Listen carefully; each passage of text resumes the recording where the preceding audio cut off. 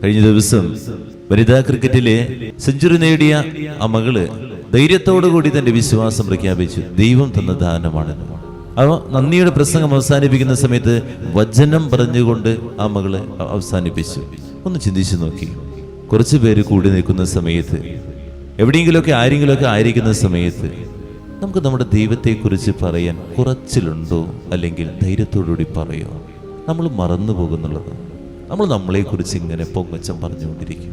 ഓസ്ട്രേലിയയുമായുള്ള cricket കളി കഴിഞ്ഞ് ജമീമ എന്ന് പറയുന്ന മകള് കണ്ണുനീരോടുകൂടി എൻ്റെ ദൈവം തന്നതിന് നന്ദി പറഞ്ഞുകൊണ്ട് ആ പ്രസംഗം ആരംഭിക്കുമ്പോൾ എത്രയോ ക്രിസ്തീയ വിശ്വാസികൾ നാണം കെടുത്തുന്നതാണ്. കാരണം നാണം കെടുത്തുന്നത് വെച്ചാൽ ഇത്രയേ ഉള്ളൂ, എനിക്ക് പോലും ഇത് പറയാൻ പറ്റുന്നില്ലല്ലോ എന്നുള്ളതാണ് നമ്മൾ മനസ്സിലാകേണ്ടത്. നമ്മളൊക്കെ ജീവിക്കുന്നു, ഞാൻ വിശ്വാസിയാന്ന് ജീവിച്ചിട്ട് എവിടെയെങ്കിലും എനിക്കിതുപോലെ ധൈര്യത്തോടു കൂടി 2-3 പേരുടെ മുമ്പിൽ നമ്മൾ ഏറ്റു പറയാൻ നമുക്ക് പറ്റുന്നുണ്ടോ എന്നുള്ളതാണ്. നമ്മൾ ഒളിച്ചു വെക്കുന്നവരാ.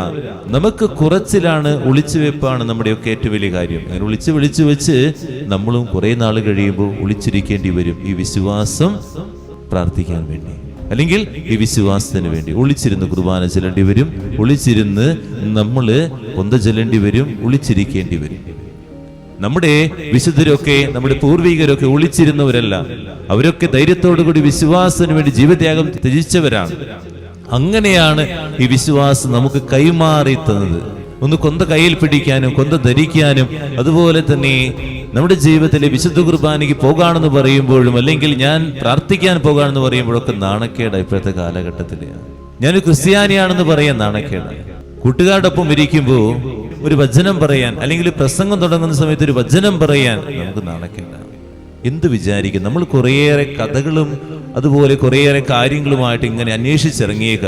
എന്തോരം വചനങ്ങളാ ആപ്റ്റായിട്ട് നമുക്ക് ഓരോ കാര്യങ്ങളും പറയാൻ. അതിന് നമ്മൾ ചെയ്യേണ്ട കാര്യം ഉള്ളിൽ നിറയണം.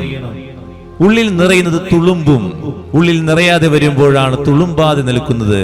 നമ്മുടെ ഉള്ളിൽ ഒന്നുമില്ലാതെ ആകുമ്പോഴാണ് തുളുമ്പാതെ നിൽക്കുന്നത്. ഒരു കലത്തില് വെള്ളം കൊണ്ട് പോവുകയാണ്, നിറച്ച് വെള്ളമാണെന്ന് ചിന്തിക്കുക. നിറച്ച് വെള്ളമാകുമ്പോൾ ആ വെള്ളം കൊണ്ട് പോകുമ്പോൾ എന്തായാലും ഈ വെള്ളം അനങ്ങിക്കൊണ്ടിരിക്കുമ്പോൾ തുളുമ്പി പുറത്തേക്ക് വരും. ഇത് തന്നെയാണ് വിശ്വാസത്തിന്റെ സാക്ഷ്യം എന്ന് പറയുന്നത്. ചിന്തിച്ചു നോക്കി.